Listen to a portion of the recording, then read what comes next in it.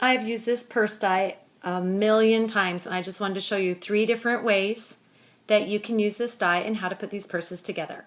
The first thing I like to do is to get a piece of designer series paper. Here's one. They're double-sided. I'm going to use this side, and I get 5 pieces of 8.5 by 11 in colors that match. So that's what I'm going to start with. I'm going to cut them in half like this, and then I can run it through with the purse die, and I do one at a time because it has folds.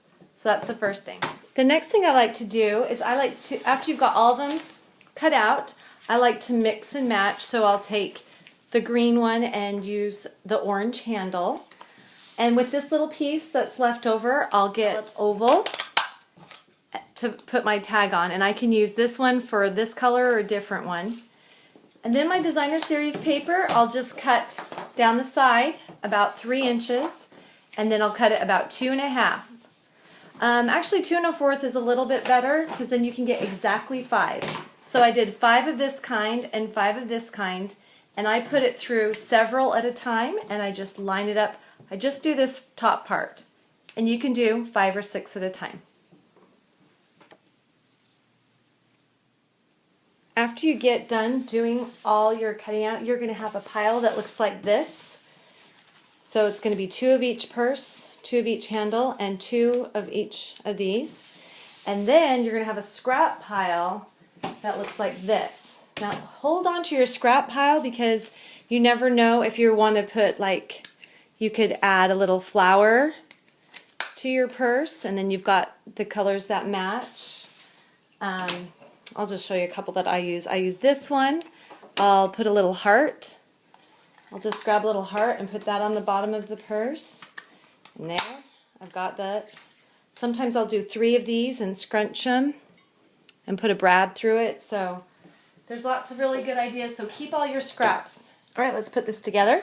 You're going to take this piece. This has got a fold on it, and you'll fold it down right on the fold and cut that off. So it looks exactly like this. Okay, on this, you're going to fold all of it up except this fold. So this one and this one, those are the 2 you're going to put adhesive on.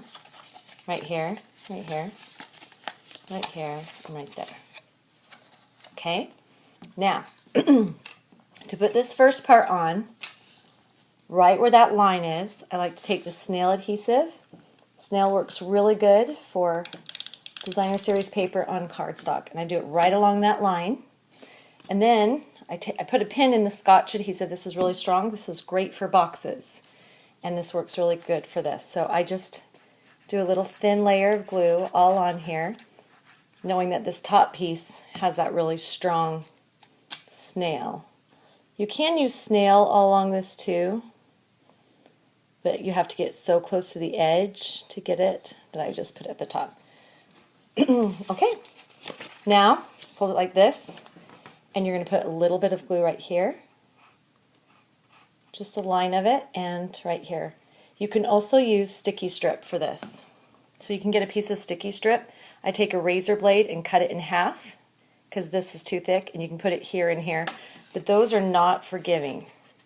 This, you have some time and you can push it down. If I'm going to send one in the mail, then I'll put sticky strip on it. And I can keep it flat, and then the other person can just peel it off and put it together. But I prefer Scotch. It does take a minute. You do have to hold it for about 2 or 3 seconds. But once it's good, it'll be good. Okay, and then I just adhere one of these on, just on one side. So I use a little bit of this. You can also use sticky strip, and I just hold it down for 2 to 3 seconds, and that works. And I don't do the other side until after this one has dried. So I'll just set it like that and let it dry. Here's one that's already dry. Okay, so I'm just going to fold this down, just kind of bend it like this, not really a fold. Okay, so this little slit is not big enough for the double thick. So I take a stick pin and I just come in here and I just put it in there and I just make it a little bit bigger. Not too much, because if it gets a little too big, it won't stay in. And then you just have to gently get it to go in. And after you do a bunch of these, you get it down to a science, and you can get it to go in there just perfect. And it stays. And you can open it and put candy and close it, and it's great. And it'll stay closed. Okay, then I just do the other side. And then I let that sit, and I usually don't put anything in it until this is completely dry. Now we're pretty much done. You can just embellish it. I'll show you one that I've embellished. I just used this and put my tag on, tied it up, and I did a little flower, triple flower, gem, and I just used colors to match. Okay, that's it. The next idea is just a stamp on it. So I picked out a cute stamp, and I'm going to actually use white. You can use black, or you can use Versamark and emboss. I like to use white ink because it looks like it's been embossed. And it's really cute to get the handle too.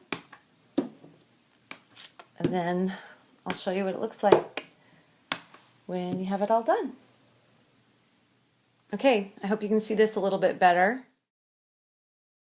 I took a little pin, I just opened up that hole just a tiny, tiny bit because this one's going to fit in perfect. And then I'll glue this side down because this side's been glued down for a while. Just put a little bit of adhesive right there. And then I just need to add my tag and a little embellishment. The last idea is just to emboss it. So get a color that you like and cut it out and do all your folds. I have chosen these little hexagons, and so let me just show you. It doesn't matter which one you choose. When you make your purse, the most important thing to see is going to be this and this top part, these two. So if you put it inside, there's some issues. So what I do is, since I don't want to fold that, I will fold this down, and you don't want any of this to get ripped in the embosser. I'll fold that part down, and I'll just put it in like this. So then you make your sandwich in the Big Shot with the cutting plate, tab 1, cutting plate, run it through like that. All right, I did that, and when it comes out, it's going to be folded up like this, and you'll see that this side's de-embossed and this side's embossed. So it doesn't look exactly how you want it to, but it looks really nice. Okay, I put sticky strip on these edges just to show you really quick. If you wanted to send it in the mail, you could send it in the mail flat like this or even folded like this, and then the other person can simply put it together, and they'll just take off this little red piece. These are always so tricky. But once you get that, it goes really quick. You have to be careful though. I always make sure you fold these before you put it through the embosser, because it's harder to find those folds. Once you have the right spot, push it down tight, and it will rip if you try to change it. Okay. And I also ran a separate time through the embosser the handle. This is actually a really good time to use ribbon or something else to make it really pop. And then you just put the handle on, and you've got this. Okay, all 3 different ways. You can use dry embossing, you can stamp on your paper, or use wet embossing, or you can use a designer series paper to make your purse.